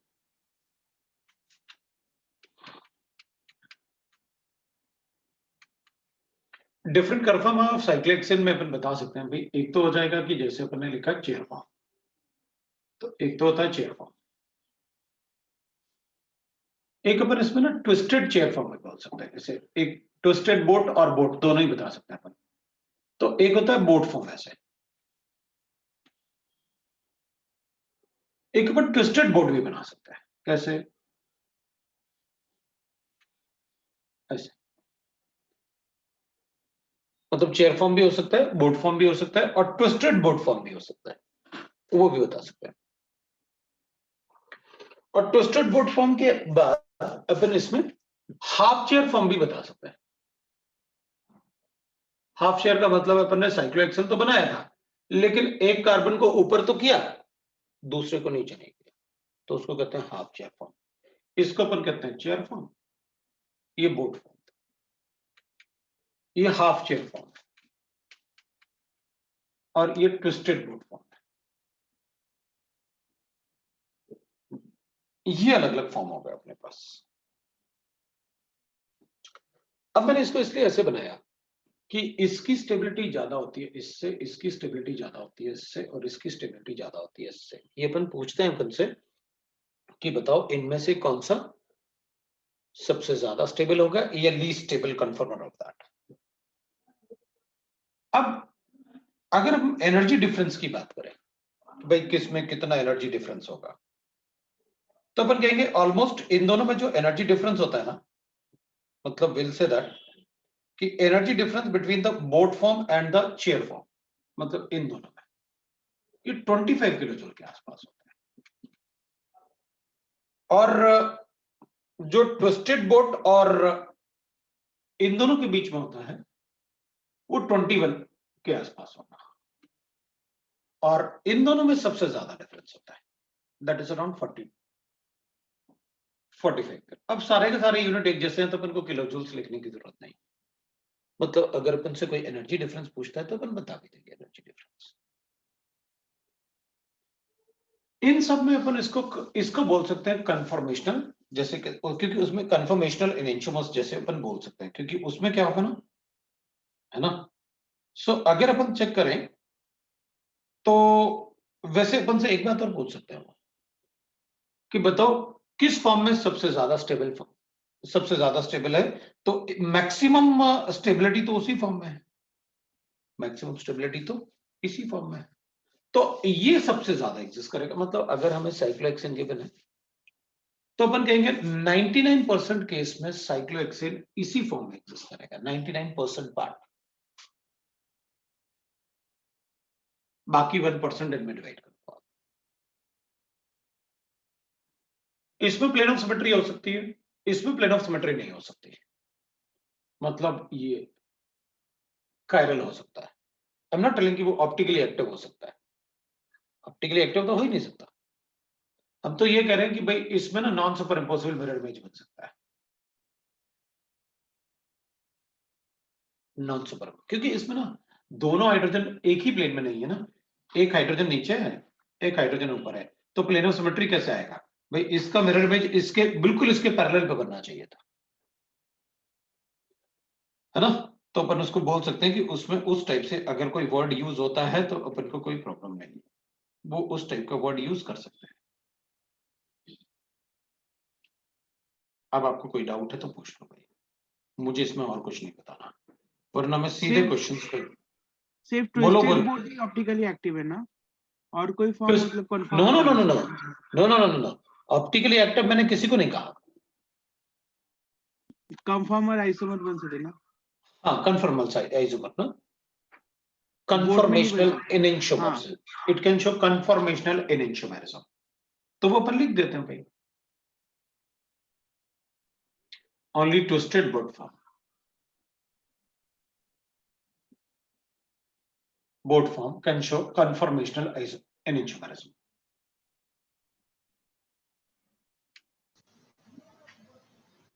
Conformational enantiomerism.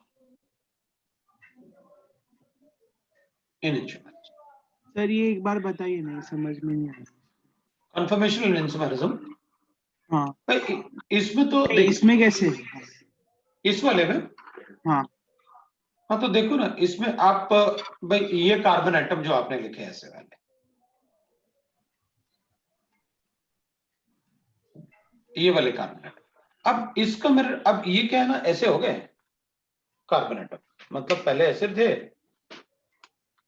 भाई, इसमें तो ऐसे थे, चेयर फॉर्म में भी ऐसे होते हैं, बोर्ड फॉर्म में भी ऐसे होता है, बस चेयर फॉर्म में इधर वाला कार्बन एटम ऊपर होता है, इधर वाला नीचे होता है, लेकिन होते तो ऐसे ही है ना, पैरेलल दोनों। हाँ सर। लेकिन अगर इनको ऐसे कर दूं तो इसका हाँ, मिरर में इधर देखेगा या नीचे देखेगा? उधर दिखेगा, ऊपर उसके साथ ऊपर, पैरेलल में। ऊपर दिखना चाहिए था ना, इधर इधर हाँ दिखना चाहिए था ना, अब उधर तो हाँ दिख नहीं सकता, इसका मतलब है इसमें non super impossible mirror image आ सकता हाँ है ना, क्योंकि इसमें प्लेन ऑफ सिमेट्री नहीं आ रहा, दो इक्वल पार्ट में डिवाइड नहीं हो सकता, इसलिए अपन उसको कंफर्मेशनल एनिंशियोमेरिज्म बोल रहे हैं। तो next we can write that, इसमें अब अपन सीधे क्वेश्चंस पे आते हैं। सर हम लोग ट्विस्टेड बोट में एंगल स्ट्रेन इसलिए नहीं बताते क्योंकि हम वो बायर्स वाले उससे जा रहे हैं इसीलिए। हाँ, अच्छा ठीक। क्योंकि अगर ट्विस्टेड बोट फॉर्म में एक और बात है ना, कि हाइड्रोजन जो बोट फॉर्म में, फुली बोट फॉर्म में जो 4 एक्सियल एक साथ आ रहे थे ना, ट्विस्टेड बोट में वो एक्सियल ऊपर नीचे हो गए,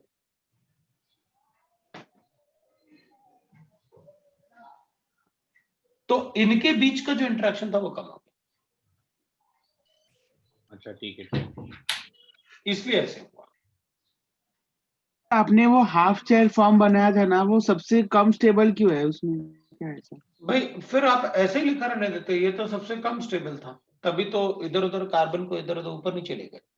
अच्छा अब हाँ हाफ ठीक चेयर है। बोट, अब हाफ चेयर बनाया होगा तो एक ही चेंज करने से स्टेबिलिटी, भाई इनका तो इंटरेक्शन रहेगा ही रहेगा, ये आपने हाफ चेयर बना के ये एंगल और कम कर दिए, ये वाले, भाई कहीं तो एडजस्ट करो उसको, हाँ ठीक है, समझा। तो मतलब उसमें इंटरेक्शन कम हो गया, अपन को एनर्जी बताया, अपन ने मान लिया, अपन कोई रिसर्च नहीं करने वाले, हमने तो चेक कर लिया कि अच्छा हाफ चेयर में, क्योंकि कुछ तो चेंज करते हैं ना, अगर आपने एक जगह चेंज किया दूसरे कार्बन में कोई चेंज नहीं किया, मतलब कुछ तो गड़बड़ कर दिया, तो वो अपन को पता चल गया, ठीक है ना। अब अपन कहेंगे, अब तो डायरेक्टली अपन क्वेश्चंस पे आते हैं। भाई अगर मुझे, जैसे मैंने लिखा कि मुझे ऐसे गिवन है, तो एक अपन को CH3 होल थ्राइस ऐसे गिवन है और एक मुझे ऐसे गिवन है।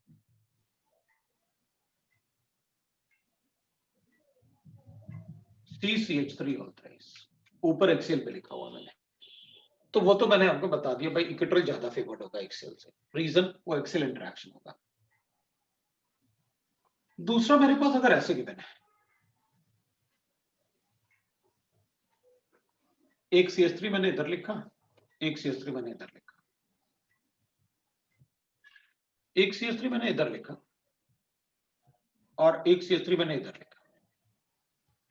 इन दोनों में से ज्यादा स्टेबिलिटी किसकी बताऊं?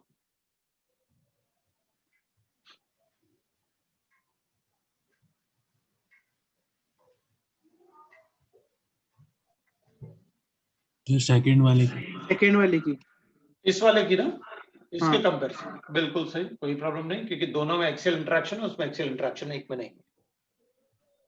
और इसकी स्टेबिलिटी और भी ज्यादा होगी अगर अपन इसको ऐसे बनाते तो, अगर दोनों को इक्विटोरियल पर रखते हैं।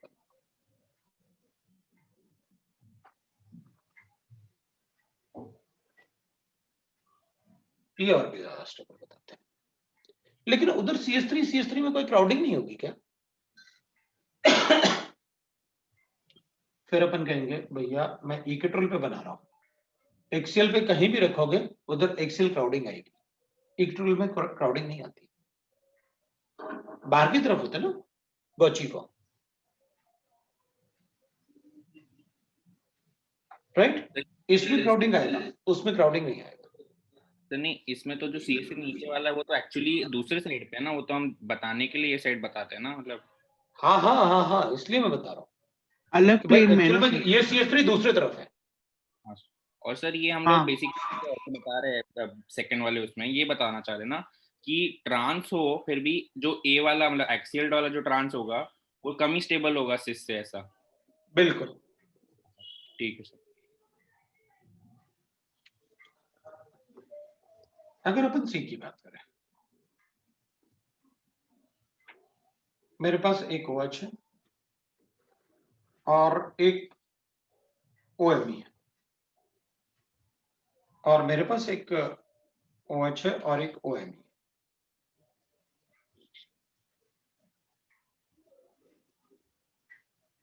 फिर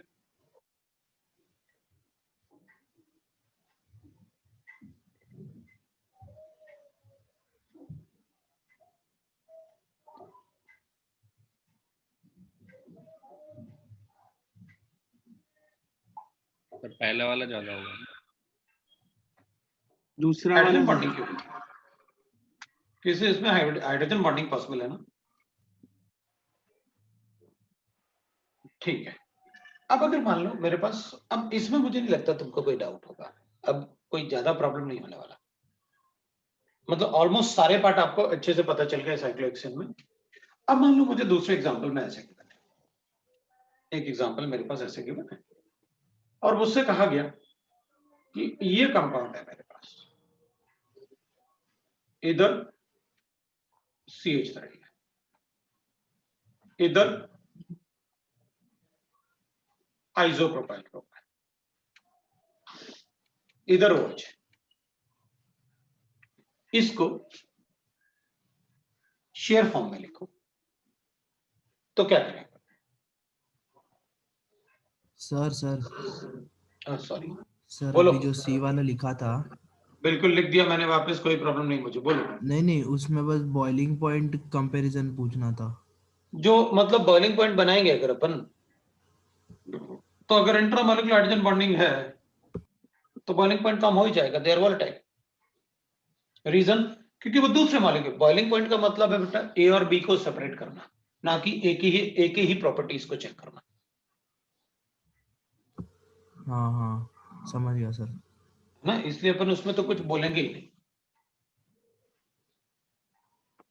भाई। वो अलग बात है कि अपन से थोड़ा बहुत इधर उधर हो जाए कि भाई अब गैसियस स्टेट में है कि नहीं है, लेकिन हाँ पूछेंगे तो बड़ा डिफरेंस होता है उसमें जो भी अपन से एग्जाम में पूछते हैं। हाँ ठीक है, अपन चलो इसकी बात करते हैं। सर वो ऐसे तो स्टेट डिफरेंस के क्या डिफरेंस आता है सर, वो पूछना था मेरे को। कैसे? जैसे हमने वो ईथर और उसमें भी लिखा था ना सर, गैस केस में ईथर का ज्यादा होता है।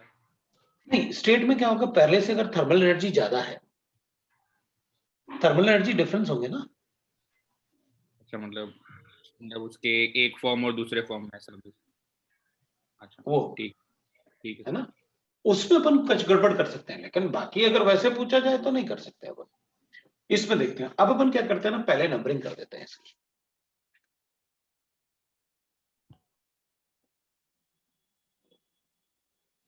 अपन को ये पता है कि 1 और 2 जो है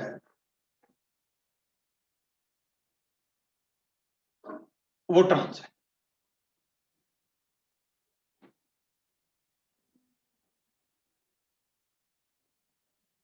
और 1 और 5 को सिस है, वो भी ट्रांस है।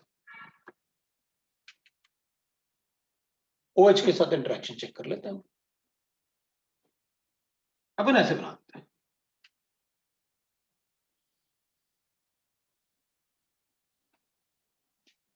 तो अपन क्या करेंगे ना, इसको ऐसे करते हैं, ये मैं 1 लिखता हूं,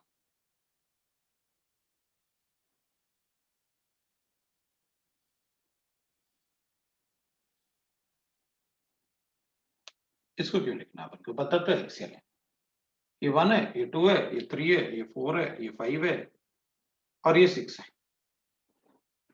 इसमें अपन चेक कर लेंगे क्या करना है।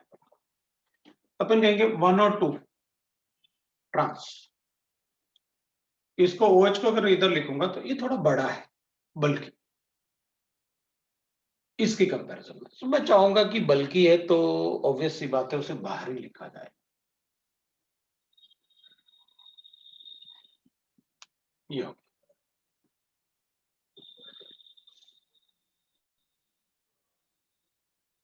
है ना। अब अपन ऐसे कर लेते हैं, सो ये OH ऊपर, ये इधर, और अब अपन को क्या करना है भाई, 2 हो गया, 3 हो गया, 4 होगा, 5 हो गया। अब 5 जो है वो इसके कंपैरिजन में सर सिस वो है, उधर लेकिन ट्रांस कहां पर ट्रांस है, तो अपन ने ट्रांस नहीं बनाया। अच्छा, अपन ने ट्रांस AE बनाया ना हमने। तो अपन ने ट्रांस नहीं बनाया, ये इसको बाहर रखा जाए तो अगर अपन को 1 OH और 2 को भी ट्रांस एक्सियल बनते, पे इक्वेटोरियल पे।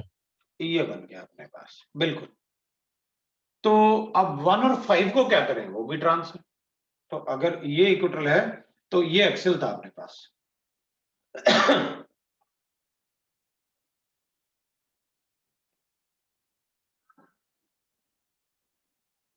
अगर ये इक्वेटरल है,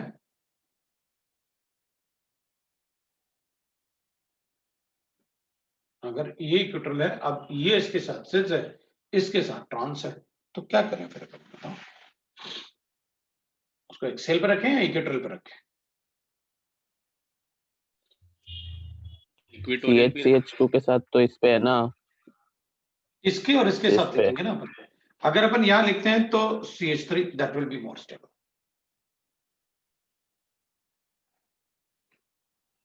ये इक्वेटरल इधर हो गया, ये इक्वेटरल इधर हो गया, भाई इधर होगा, इधर होगा, तो ये ट्रांस हो गया ना फिर, तो उसके हिसाब से क्या करें, कहां रखें बताओ,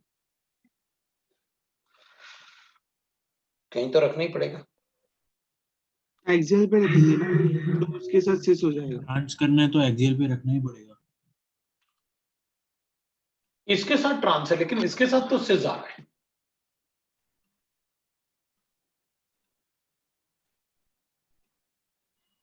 क्या करें फिर,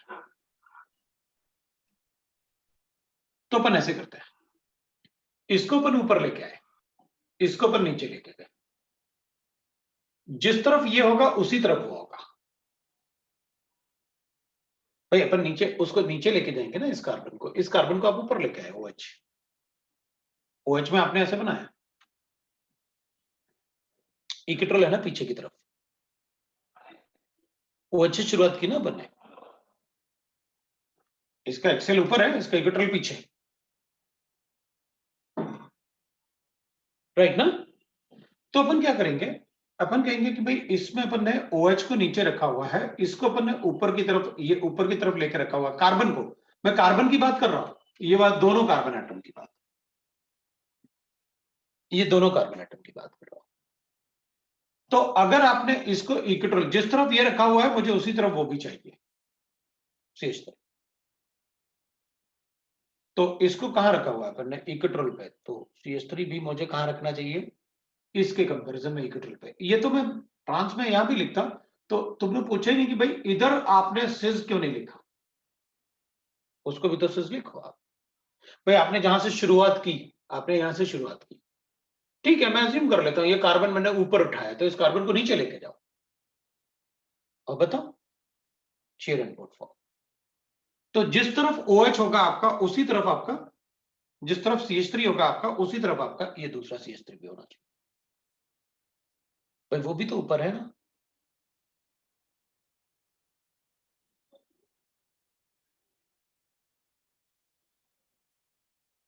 होगा नहीं होगा? हाँ तो सर एक्सेल पे ही लिखेंगे ना। हाँ क्योंकि ऊपर है, बिल्कुल सही बात है। मैं भी तो वही बोल रहा हूँ कि भाई ऊपर है तो ऑब्वियस सी बात है एक्सेल पे ही आएगा।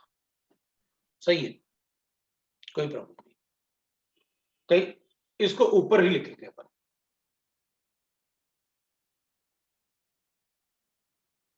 ठीक है ना? तो ये अपन बता सकते हैं।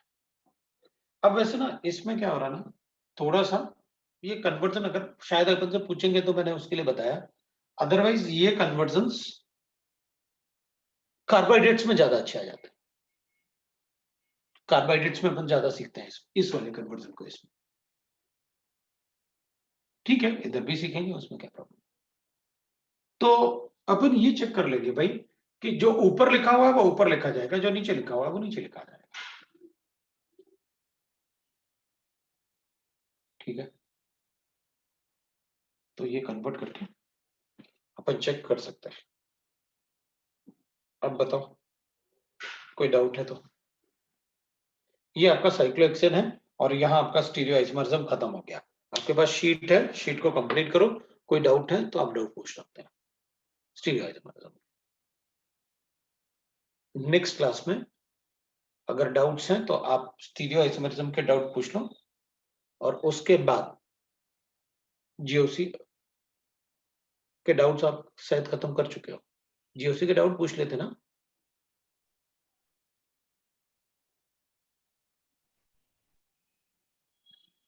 ठीक है, तो जीओसी के डाउट्स अपन पूछ चुके हैं और स्टीरियो के डाउट पूछ लो।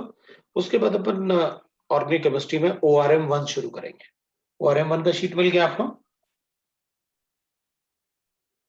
शीट मिला? शीट मिली नहीं है सर लोगों को काफी। सर पैकेज में भी ना ORM की शीट्स मिसिंग है सर। यार सर आप PDF भेज दीजिए ना। हाँ हाँ, पैकेज वो तो में भेज ORM दें। की शीट्स नहीं मिले। नहीं वो तो भेज दूंगा मैं, लेकिन शीट अगर हार्ड कॉपी होती है तो और भी अच्छा होता है। चलो ठीक है, मैं भेजता हूँ। तो बोलो। सर आप एक बार बता सकते हो कि आप कौन से चैप्टर्स करवाने वाले और KTW कौन से हैंडल कर रहे हैं, मतलब नहीं, क्लैरिफिकेशन के लिए बस। मैं मोस्टली मतलब ऑर्गेनिक केमिस्ट्री पे ही फोकस रखूंगा। सर और थर्मोडायनेमिक्स भी ले लीजिए ना। क्योंकि एक्चुअली ना हाँ। थर्मोडायनेमिक्स प्लानर में काफी बाद में है, मतलब थोड़ा मतलब ऐसा जिन जिन चैप्टर्स में दिक्कत हो सकती है ना वो थोड़ा बाद में है। थर्मोडायनेमिक्स नहीं तो फिर वही सारे जो फिजिकल पहले के कर बाद सकते हैं बाकी ना सर, ठीक है। हाँ सर। तो पहले सर को बोल दो ना, अगर सर ले लेंगे तो ठीक है, नहीं तो मैं ले लूंगा, कोई प्रॉब्लम नहीं। और सर KTW सर ने कहा कि इनऑर्गेनिक का मेजर पार्ट आप ही लोगे, मतलब ब्लॉक्स वगैरह। ब्लॉक्स वगैरह मैं लूंगा। ब्लॉक्स और क्वालिटेटिव एनालिसिस वही सब वो आप और लेने। सर संडे वाली क्लास को, जैसे कि संडे को तो टेस्ट है, नेक्स्ट संडे को नहीं है, तो वो आप अगर टाइम टेबल में नहीं आ रहा है तो उसमें लगा के ब्लॉक्स वगैरह करा दो खत्म, किसी संडे को लगा के। प्रॉब्लम ये यार क्लासेस इतनी ज्यादा होती है ना कि अगर मैं संडे को भी एक्स्ट्रा क्लास लगाऊं तो पता 2 ईयर वाले बच्चे कह रहे हैं हमारी ऑर्गेनिक शुरू कर दो, वो भी संडे की बात करते हैं कि संडे को आपका वीकली ऑफ होता है। ठीक है, तो संडे को लगा लो, तो सब लोग संडे की तरफ देखते ना, तो तुम लोग भी कह रहे हैं ना संडे को कर लो। अब तुम्हारे साथ तो ये ना कि तुम लोगों को तो मैं सुबह 6 बजे भी उठा सकता हूँ, हाँ सर, तो वही कोई दिक्कत नहीं है ना, लेकिन उसमें क्या है ना कि उनको मतलब 6 बजे नहीं कर सकते, और मैं चाहता हूँ कि अगर संडे मुझे छुट्टी मिल जाए, मैं बाकी काम भी कर पाऊँ, तो मुझे सुबह ही सुबह करनी होगी क्लास, बहुत सुबह। फिर सुबह क्लास करके फिर मैं अपने दूसरे काम कर सकता 6 हूँ। बजे चलेगा सर सर संडे कोई को। प्रॉब्लम नहीं है क्लास में। कर लूंगा 6 बजे तो नहीं, अपन 7 बजे के आसपास शुरू करेंगे, लेकिन ठीक है मैं संडे को देखता हूँ। और तुम लोग बोल भी रहे थे ना कि सुबह वाली क्लास को अगर आप संडे को 2 क्लास मर्ज कर दें तो वो अपन कर सकते हैं, उसमें कोई प्रॉब्लम नहीं है। हाँ इस सर, बार वो प्रश्न अच्छा सर रहेगा। हाँ वो वो मर्ज प्रश्न सर वो हाँ मर्ज वाला एक वो था कि सर आप एक्स्ट्रा लेना है तो ले लीजिए, बट वो ऐसे आप जो ऐसे वीकली जो 3 क्लास होती है ना उसको हाँ मत हटाइए सर, क्योंकि वो फिर मतलब हफ्ते में 3 क्लास होती है ना तो 3 अलग अलग दिन पढ़ लेते हैं सर। वो फिर वरना एक दिन अब पढ़ेंगे फिर सीधा 5 दिन बाद संडे क्लास होती है ना तो फ्लो बिगड़ जाता है, फिर बीच में रिवाइज नहीं नहीं ऐसे किया। नहीं करेंगे, ऐसे नहीं करेंगे। अपन क्या करेंगे ना, एक तो क्लास रहने देंगे ट्यूसडे को, हाँ वो एक रहने देंगे कि बाकी वीक 2 2 क्लासेस को जो कर। है वो संडे को, ऐसे बोल रहे थे ये लोग कि 2 क्लास आप संडे को हाँ कर दो एक साथ, तो वीक में 2 दिन होगा फिर, बाकी देख लो तुम लोग। मैं तो वही बोल रहा था सर कि 3 दिन ही रहने दीजिए, चाहिए तो संडे और ले लीजिए ऐसा। अच्छा अच्छा अच्छा, तो ठीक है कोई बात नहीं, मैं एक बार प्रशांत से बात कर लेता हूँ, क्योंकि प्रशांत आया नहीं है इस बार, ऑफिस नहीं आया था, तो मैं उससे एक बार टाइम टेबल डिस्कस करके फिर अपन कर सकते हैं, है ना? हाँ सर तो मैं डिस्कस सर करके वो आप बताऊंगा। 12th का जब बायोमोलिक्यूल्स पॉलीमर्स या क्वालिटेटिव स्टार्ट करेंगे तो आप हमको बोल देना। अरे यार, सब बायोमोलिक्यूल्स भी खत्म हो खत्म हो गया। गया, पॉलीमर्स भी खत्म खत्म हो, हो गया ना। सिलेबस खत्म हो गया केमिस्ट्री का तो 12th क्लास में। सर आपने बोला था आप साथ में ही करवाएंगे। अरे हाँ उनका टाइम मैच नहीं होता यार, उनका क्लास जो होता ना, तुम्हारा टाइम मैच नहीं हो पाता। तुम्हारी भी क्लास होती है, कई बार मैंने देखी है, तुम्हारी भी क्लास होती है और उनकी भी क्लास होती है। सर क्वालिटेटिव भी हो गया। उनका क्वालिटेटिव भी खत्म हो गया, सब खत्म हो गया सब खत्म कर दिया था। उसमें, सर फिर उनका मतलब रिवीजन का टाइम थोड़ा हमारे क्लास के बाद ही रखना, तो हम रिवीजन भी कर पाएंगे साथ साथ 12th वालों के साथ। रुको रुको रुको, रिवीजन के टाइम ठीक है, रिवीजन क्योंकि उनका वीक में 2 दिन ही होगा, लेकिन वो क्लास मैं सोच रहा हूँ कि 4 घंटे की होगी या 4.5 घंटे की क्लास होगी, ऐसे होगी। मतलब रिवीजन में जैसे मान लो मैंने थर्मो ब्लॉग्स उठाया, भी खत्म कर दिए क्या? नहीं ब्लॉक्स बचे हुए हैं अभी उनके, हाँ, तो मतलब सर ब्लॉक्स एक साथ करा दीजिए। 15, 16, 17, 18 ग्रुप बचा हुआ है उनका। हाँ तो करा वो देंगे चलेगा, मैंने सर, ब्लॉक्स एक साथ जानबूझ के करा छोड़ दीजिए। खत्म रखा है, करा मैंने दिए इसको जानबूझ के साथ छोड़ में। रखा है अभी। ठीक है उसको साथ में कर लेंगे, कोई प्रॉब्लम नहीं, ठीक है सर ठीक है पर फिर है? अब जैसे सर डिस्कशन ऐसे में ऐसे दिन वो क्लास लीजिए जिस दिन हम लोग का क्लास ना हो उस टाइम। हाँ दो मतलब से चार रहता है ना 8 से 1 तो रहता ही है। उनका शाम को रहता है ना सर क्लास, तो हमारा हाँ तब तक हो जाता है। सर पर ठीक है आप मैं, रिवीजन और होमवर्क के लिए उन्हें देते क्या हो, मतलब कोई स्पेसिफिक बुक रेकमेंड कर की है या नहीं पहले शीट अभी ही तो कर रहे हैं? शीट कंप्लीट कर रहे हैं, उसके बाद मैं फिजिकल में जायसवाल की बुक लगवाने वाला हूँ, और एक और इनऑर्गेनिक केमिस्ट्री में, मतलब फिजिकल नहीं ऑर्गेनिक में मैं उसको हिमांशु पांडे लगाने वाले हैं, इनऑर्गेनिक में और फिजिकल में एन अवस्थी की बुक लगाने वाले हैं, और इनऑर्गेनिक में जायसवाल की बुक लगाएंगे, हाँ हाँ वही। ऐसे करेंगे। अभी तक मतलब सर अभी कोई बुक हुआ नहीं ना, मतलब नहीं, अभी बुक ऐसा। तो शुरू करूंगा अभी उनका, क्योंकि उनको सॉफ्ट कॉपी भेजा है अभी मैंने बस, सर सर क्या है ना? MS चौहान बेनिफिशियल ज्यादा है कि हिमांशु पांडे? तुम्हारे हिसाब से MS चौहान, क्योंकि उसमें क्वेश्चन कम है ना, क्वेश्चन ठीक कम है है और अच्छे क्वेश्चन है, तो MS चौहान ठीक है, कोई प्रॉब्लम नहीं है। मतलब नया बुक खरीदने की जरूरत नहीं है, दोनों एक ही बात है, क्वेश्चन जितने जो MS चौहान में होगा वो अपने शीट में भी होगा, कोई प्रॉब्लम नहीं है उसमें। ठीक है ना, किसी ने खुद थोड़ी लिखी है बुक, वो इधर उधर के क्वेश्चन डाल के बुक बना दी, उसमें क्या है, अपन को तो कोई एक ही फोकस रखो अच्छे से, ठीक है ना? और क्लासेस का मैं बताता हूँ क्या करना है अपन को। सर और आप जो बुक बोल रहे हैं, मतलब उनके साथ जो आप करने वाले हैं बुक डिस्कशन, नहीं तो हम लोग भी अपना पहले शीट बेटा, पहले हाँ शीट लगाओ आप, उसके बाद बुक लगाओ। वो लोग शीट कंप्लीट करेंगे तो बुक से करवाऊंगा उनको, नहीं तो उनको भी बुक से नहीं करवाऊंगा। उनके साथ कंडीशन यही होगी, पहले शीट, अगर वो हाँ शीट कर चुके हैं तो ही मैं बुक करवाऊंगा, नहीं तो नहीं करवाऊंगा। शीट करवाओ, हाँ, तो सर जब आप उनको बुक करा रहे हैं तो हम लोग भी आ जाते हैं ना उसमें डिस्कशन में। रिवीजन के बाद डिस्कशन थोड़ी होगा, उसमें काफी कम क्वेश्चन रह जाएंगे ना बेटा, फिर तो डिस्कशन खत्म होगा। क्योंकि रिवीजन क्लासेस होंगे, तुम लोग रिवीजन क्लासेस में आ सकते हो अगर आना है तो। ठीक है सर। सर ठीक ऐसे है, भी तो हम नॉर्मल क्वेश्चन के डाउट्स पूछ ही लेते हैं सर, वो कहीं से भी हो तो आप बता ही दोगे ना ऐसे तो। हाँ हाँ, वैसे तो क्लास में तुम लोग पूछ ही लेते हो, बोल ही लेते हो कि सर ये बता दो वो बता दो, ऐसे तो बता ही देता हूँ, कोई प्रॉब्लम नहीं। ठीक है, बाकी पढ़ो, मैक्सिमम सेल्फ स्टडी करो, कोई प्रॉब्लम नहीं। ठीक है, और हो सकता है तो जो पढ़ने वाले हैं अपन उसको भी पढ़ के आ जाओ चैप्टर को, थोड़े क्वेश्चंस अगर पता रहेंगे तो अपन डाउट भी पूछ पाएंगे कि इस टाइप के क्वेश्चंस में मैं फंस जाता। ठीक है, हाँ सर।